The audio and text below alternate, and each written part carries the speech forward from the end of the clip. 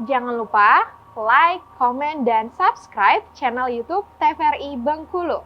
Dan jangan lupa nyalakan notifikasinya.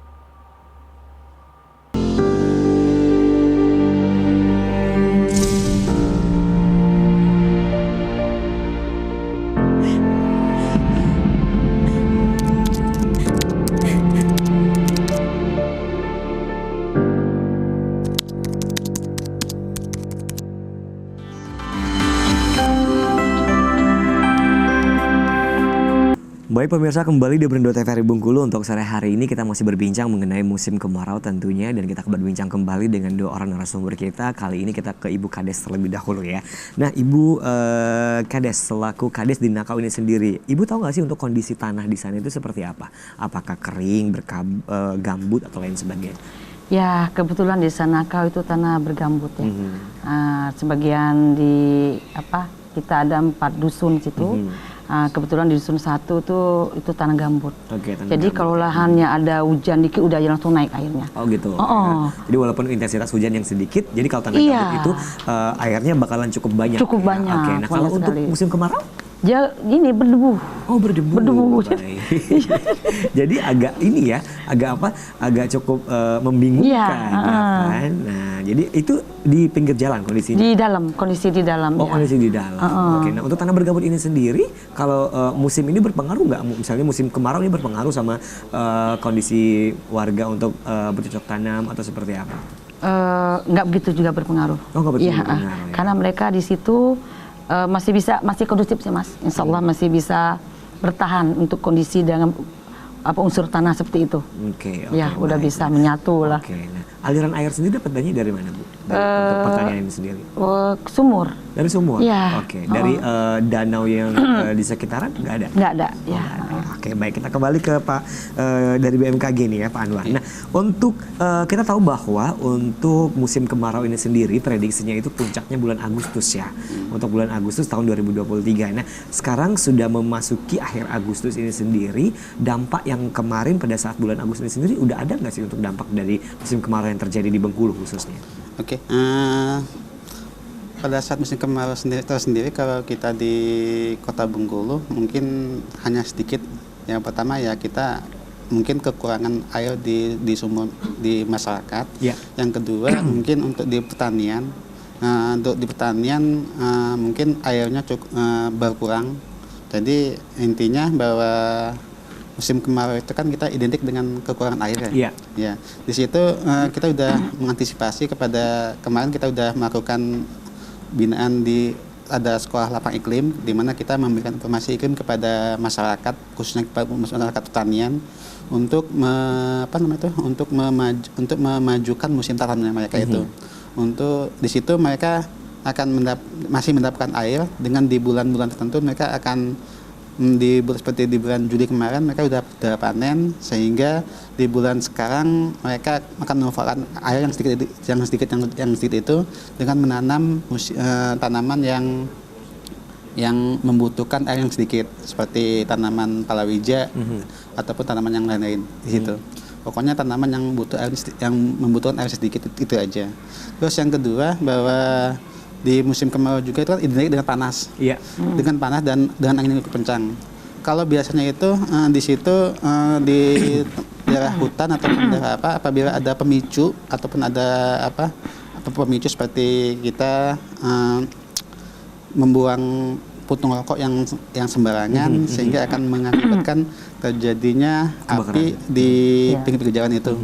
Kedua itu dengan sendirinya apabila misalnya seperti kejadian di luar negeri itu dengan adanya gesekan-gesekan dari ranting sendiri itu akan menyebabkan percikan dari api sendiri. Oh gitu. Iya. Oh berarti yang kemarin itu disebabkan oleh yang namanya percikan-percikan gesekan ranting. Oh gesekan ranting yang kemarin. Iya. Oke. Dia panas. Kalau dia panas dia kan menyebabkan panasnya itu menjadi api. Itu kalau sendiri. Yang kedua. Berarti kondisi panas di sana udah luar biasa dong. Iya. Oke. Nah, itu karena dia angin kencang juga dengan matahari yang cukup kuat di kejadian di daerah Hawaii, daerah apa gitu, pokoknya daerah sana itu dari seperti itu. Karena mereka di sana itu mereka cukup disiplin orangnya. Kalau bukan hanya kalau dia mengandalkan dari orang sendiri mungkin nggak ada. mungkin dari alam sendiri yang menyebabkan terjadi kebakaran itu sendiri. Oke, baik. Nah, El Nino sendiri ini, Pak. Nah, untuk El Nino ini sendiri apakah terjadi tiap tahunnya atau seperti apa? Ya, El Nino sendiri itu mungkin dia skala periodik. Itu 4 sampai dengan 7 tahun. 4 sampai 7 tahun baru terjadi. Iya. Itu periodiknya. Jadi di situ kemarin kita 3 tahun berturut-turut di tahun 2021 sampai tahun 2000 sampai tahun 2022 gitu kita mengalami fase La Nina.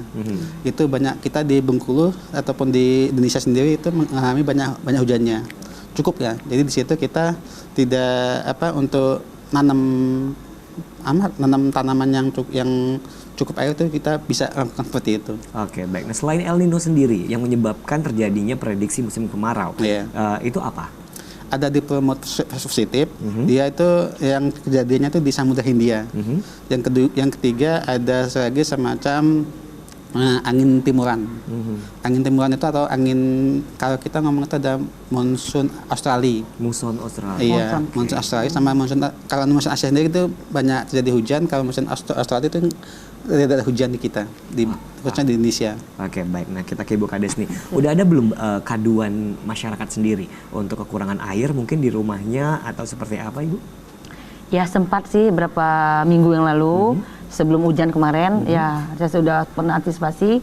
Yaudah kita penggunaan air secara bijak aja saya bilang. Tapi ya. udah ada aduan? Udah ada.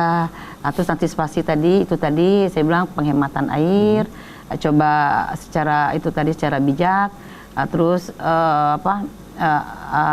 sedikit mengontrol setidaknya penggunaan air. Ya baik anak-anaknya, penyiraman tanaman yang gimana, saya bilang alhamdulillah selang berapa lama sudah itu hujan. Ya sudah. Baik. Nah, banyak warga yang melaporkan kejadian kekurangan air. Ada berapa warga aja sih? Ada beberapa warga saja. Ya. Ini mungkin diakibatkan karena kondisi tanahnya yang. Ya kondisi tanahnya mungkin agak sedikit tinggi kali. Tergantung daerahnya kali. Daerah yang mungkin yang rendah atau yang tinggi itu akan mengakibatkan kekurangan air gitu. Benar, ya. Oke, baik. Nah, untuk Pak dari BMKG Bali ini, kalau semisalnya musim kemarau, apa yang harus kita lakukan, Pak? Ya, pertama kita ya kayak kata Ibu tadi ya, biasanya itu kalau kita secara umum di BMKG sendiri kita pertama ya memang menghemat air gitu. Ya. Yang kedua itu kita memanfaatkan sumber-sumber air yang ada. Seperti misalnya ada sumur bor ya kita bikin yang ini. Kita misalnya pada saat musim kemarau sendiri itu biasanya itu masyarakat itu dia menggali sumurnya kembali.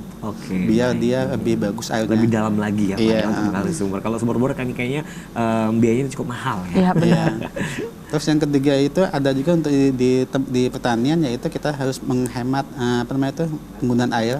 Seperti ya tadi kita melakukan penggantian, biasanya kita tanam padi, kita ganti yang seperti kacang-kacangan atau yang lain-lain di situ yang hanya membutuhkan air sedikit. Selanjutnya itu mungkin pada saat musim kemarau itu biasanya itu terjadi inflasi yang cukup tinggi yang itu membuat jadi seperti harga cabai yang cukup naik. Itu karena kegagalan panen atau yang lain-lain. Di situ biasanya jadi pemerintah akan antisipasi itu. Kita akan memberikan informasi kepada masyarakat bahwa airnya itu sekian yang akan terjadi di daerah ini gitu. Jadi monggo silakan bagi teman-teman atau petani-petani ataupun dari masyarakat umum untuk mensikapinya. Jadi jangan lupa bahwa kepada masyarakat itu bahwa kita tiap saat kita akan memberikan informasi tentang keadaan cuaca dan iklim di daerah kita itu. Oke, baik, luar biasa. Nanti kita akan kembali pemirsa untuk berbincang lagi dengan narasumber kita. Kita jeda iklan kembali, tetap bersama kami di Berendot TVRI Bengkulu.